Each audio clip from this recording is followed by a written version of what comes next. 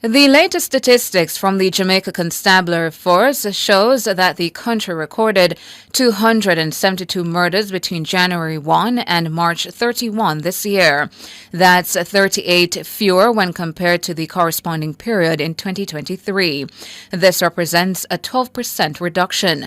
The St. James Police Division continues to lead the murder count, recording 39 over the first 91 days this year. The parish recorded 41 murders for the corresponding period last year. Westmoreland has recorded 25 murders, the same number as the review period last year. It's a similar situation in St. Catharines South, with 24 murders recorded. So far this year, murders have increased in St. Andrews South, St. Andrews Central, Kingston Eastern, St. Elizabeth, St. Anne, and Trelawney when compared to the similar period last year. In the meantime, shootings for the first 3 months of this year stands at 267 incidents, 7 more than the number recorded for the review period last year. However, other major crimes such as rape, robberies, and break-ins have declined. Now, President of the Transport Operators Development Sustainable Services, TODS, Egerton Newman, says he'll be holding the government to account if it fails to implement proposals meant to improve the sector. Mr. Newman has taken the position in light of an agreed delay in the implementation of the 16% fare increase for taxi operators, originally set to take effect from April 1. The government asked for deferral, citing the need to keep inflation in the single-digit range. Our minister was there, who we have great confidence in, and asked us to put a number of things before him in proposal to the National Steering Committee. And we believe, and I said several times over, that it will be hell on the house if we don't get these things that we're going to put on the table. TODS and other transport operator groups have been asked to propose other measures that can improve the sector immediately without the added inflationary pressure. The groups, which are part of the Transport Operators Steering Committee, are set to meet next week with Transport Minister Darrell Vaz to present their proposals. Mr. Newman says adequate parking for taxi operators is among the key issues demanding attention. I want to say island-wide chance, but I want to ask for it to commence in the Kingston Center and the KMTR, especially in Halfway Tree, because every day there are some 20-25 police officers in Halfway Tree around the clock, 16 persons for stopping and picking up. We have nowhere else to park, and this is what I raised a number of operators who wanted to demonstrate this morning, and I begged them, and they cursed, and I begged, please. So I want to commend them for not doing that this morning, but they know what they're feeling out there on the road when all curb walls have been painted yellow. It's another issue. And they're illegal because they're not gazetted. And the policemen and women out there are ticketing taxi operators who stop on those yellow painted curb walls. I think these are things that must be addressed. Egerton Newman, president of TODS, speaking Tuesday on Nationwide this morning. Meanwhile, director of the National Council of Taxi Associations, Nkota Dion Chance, says the government has indicated that the deferred fare increase could take effect in the first quarter of 2025. The finance minister said that come November, December, the inflation rate should go down, right, based on all indicators. So come the first quarter of 2025, we should, and I don't want to use the word will, but we should be granted the increase at that time. Dion Chance, director at the National Council of Taxi Associations.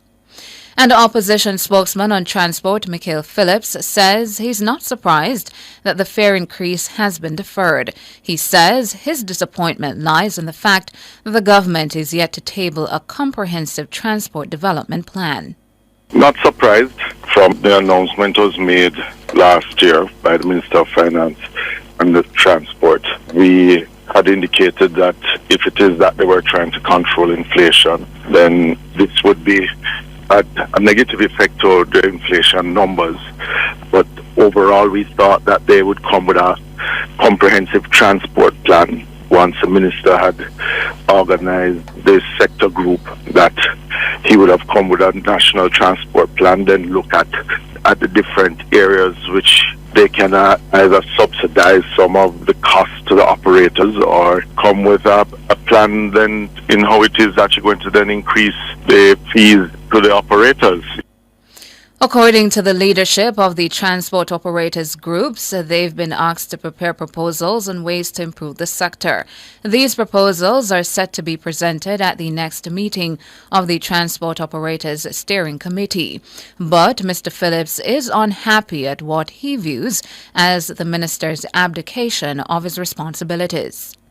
What that committee seems to have morphed into is really the minister deferring his responsibility for policy and putting it to a committee, having the committee agree on a fare increase, having the committee agree on the reduction, on deferring fare increases, than the minister. So you don't see the committee as a consultative avenue? Not in its current form, no. Mikhail Phillips, opposition spokesman on transport, speaking on Nationwide this morning on Tuesday. We are not politicians. That's the word from newly installed chairman of the Jamaica Police Federation, Inspector Blanche Codner, in response to claims that the organization has increasingly adopted a partisan political posture over the past few years. Inspector Codner was speaking Tuesday on Nationwide this morning. The feeling over the years is that the Police Federation has become and postured itself has represented itself almost as a political organization. Can you tell Jamaica this morning that your work will be police interest first and it will not be colored by any political motive one way or the other? We are police officers. We are not politicians. We will allow politicians to be politicians, and we will be police officers. Inspector Codner was voted into office in March. She says she wants to see an improvement in the attitude of those whom she serves. Some of the things that I would like to see improved is order, decency, discipline, respect, and professionalism. And that is what I will be treating with as the chairman of the Jamaica Police Federation. Inspector Blanche Codner, chairman of the Police Federation. A father and his 6-year-old son were killed in a car crash on the Ferry Hill Main Road in Portland on Monday night. A little girl remains hospitalized in stable condition. The deceased has been identified as 53-year-old David Woolery of Zion Hill and 6-year-old Jaden Woolery of Sherwood Forest, both in Portland. Reports from the Manchester Police are about 10:18 p.m. Woolery was driving a Suzuki Swift with the 2 children as passengers. The vehicle was struck by a Toyota Corolla when the driver of that vehicle attempted to overtake. The police say the driver of the Toyota Corolla has been warned for prosecution. The Legal Aid Council is moving to have persons deemed to be mentally challenged removed from prisons. Justice Minister Delroy Chuck made the disclosure during an interview with Nationwide News. His comments follow a report that a mentally ill man will be temporarily released into his family's care following an order by the Supreme Court. The man spent over 40 years in prison. We're extremely concerned, and indeed, for the last couple of years, the Legal Aid Council, as you can see, have focused on trying to check on all of the mentally challenged persons in the prisons. And this is one of the first that they've actually taken to court, but there are others which I know they're investigating with a view to see if they can, be returned back into the society. Minister Chuck says the persons suffering from mental illness are not getting the requisite health care behind bars. Truth of the matter is, most of these mentally challenged persons should not be in the prison. For many of them need medication, and they should really be in a mental institution. So it is something that the Ministry of Justice and through the Legal Aid Council have been conducting for the past year or more. Delroy Chuck, Justice Minister. The Child Protection and Family Services Agency, CPFSA, has confirmed that the wards of the state previously housed at Sunbeam Children's Home in Spring Village, St. Catherine, have been relocated. The 52 male wards are currently being housed at an undisclosed residence. The CPFSA told Nationwide News that it secured a court order to have the children removed following the suspension of Sunbeam's license earlier this year. The agency has been seeking the court order since January amid repeated reports of child abuse at the facility.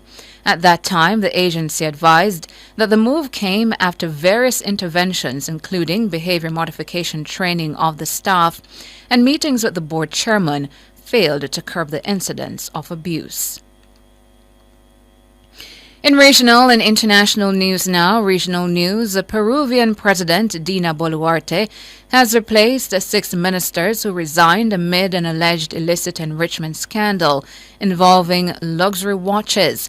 The cabinet shakeup on Monday came as lawmakers submitted to Parliament a request to remove her from office for permanent moral incapacity 3 days after police broke down the front door of her residence to search for the watches as part of an investigation.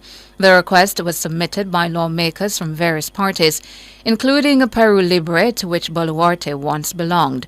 To remove Boluarte, the move requires 87 votes from the 130-seat unicameral parliament, and so far, 5 parties that together have 54 votes expressed support for the president following the raid. Boluarte is being investigated for allegedly acquiring an undisclosed collection of luxury watches since becoming vice president and social inclusion minister in July 2021 and then president in December 2022. Lawmakers, in their request to remove her from office, cite the investigation against Boluarte as well as countrywide problems such as rising crime. She has denied the illicit enrichment accusations. To international news now, a 12-year-old student opened fire at a secondary school in southern Finland Tuesday morning, killing 1 and seriously wounding 2 other students. The suspect is in custody. Heavily armed police cordoned off the Virtola school, a large educational institution including lower and upper secondary schools, with a total of about 800 students in the city of Vantaa, just outside the capital, Helsinki. Police say both the suspect and the victims were 12 years old.